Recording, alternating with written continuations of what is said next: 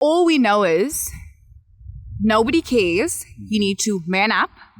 You need to put what girls say, what we hear a lot, a saying in English, we say this. You need to put your big girl panties on and handle yourself. There's no time for crying. There's no time for pity.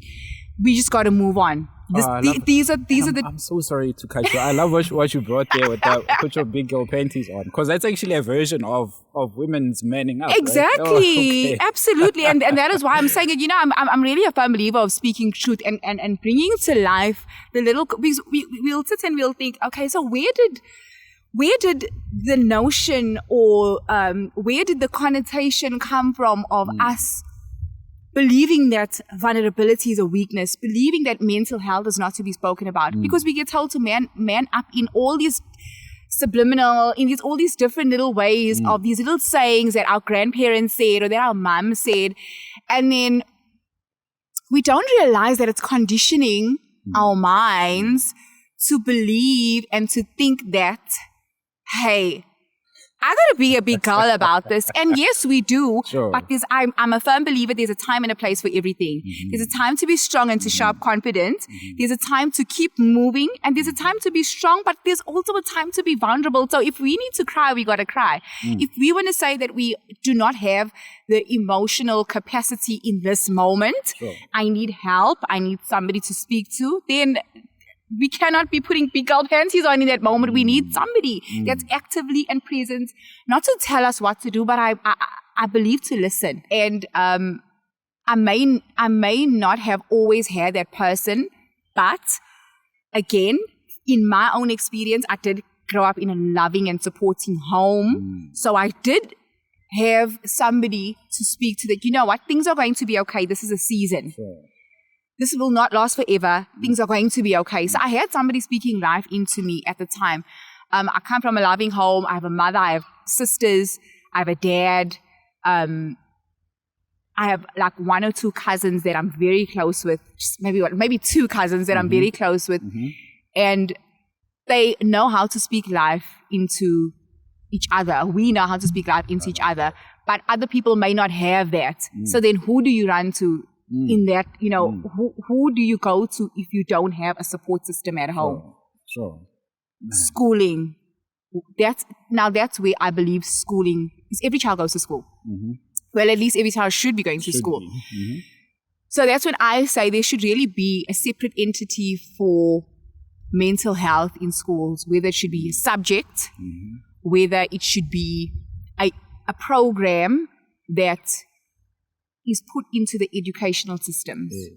Yes. And I know it may be this feather in the wind right now, because I do believe I'm probably not the first person that's thought about this before or that had this idea that mental health awareness is something that we need to push out into the world, not just South Africa, but ultimately somebody, I'm actually having a visual in my mind as I'm speaking. I'm actually having a visual of something flying in the air and it needs an anchor to be held down. So ideas are floating like a feather in the wind, but it's going to take a solid group of people, warriors that are influential and truly have a passion for change. Catalyst of change is what I'm hoping, to be with Mrs. SA, or even as a standing woman on my own, is to be a catalyst of change and to actually create the change that I've sought to in myself. Sure. Sort of take that and start planting it onto everybody else around me. Man, I love what you said about a community of people. You didn't say one person who's going to change, but you looked at it as it needs to be a group, a collective of people, right? It takes community, like you were saying, to raise someone. So at the end of the day, it's not like when someone leaves home and goes to school, like the parenting stops there. Absolutely. Right? It needs to be you being parented in every aspect while you're still a kid, a child, a daughter. But you also had a very great relationship with your father. Absolutely, yes, I did. who had a very influential impact on you, where Oh, absolutely. faith, religion, prayer, that type of stuff was instilled in you. So Yes. tell me a little bit about that. So basically, just before we talk about my dad, I'd like to just extend the fact that my mom and dad were divorced by the time I was about 2 or 3 years old already. And so I lived with my mom, and she is definitely the anchor as to where I am, and a big part of who I am now. Sure. A major part of who I am now, in fact. And my dad played a part in my life spiritually.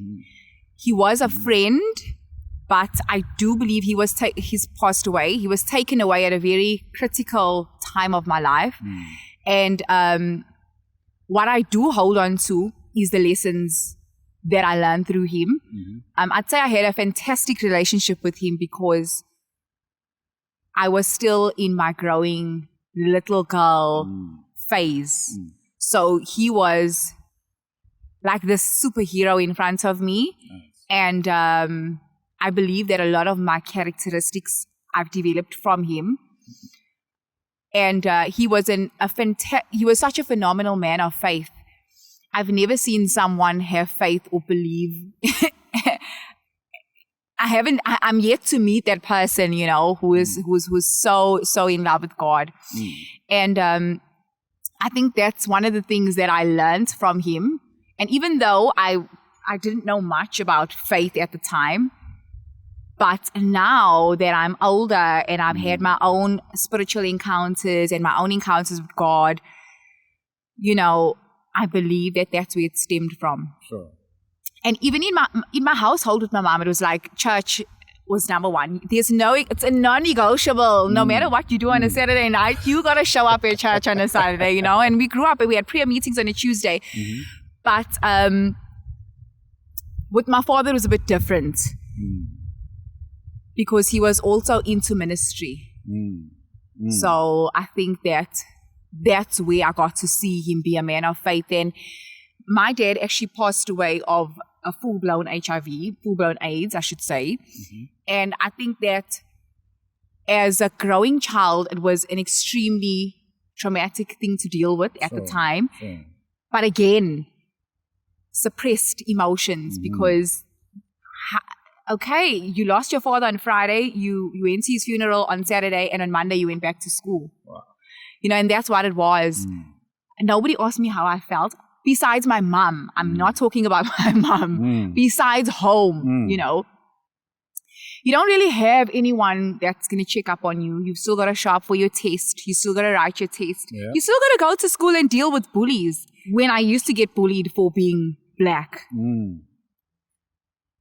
the ghetto Keisha comes out, it's like, no, don't call me black. Like, this is my pride. This is me, know?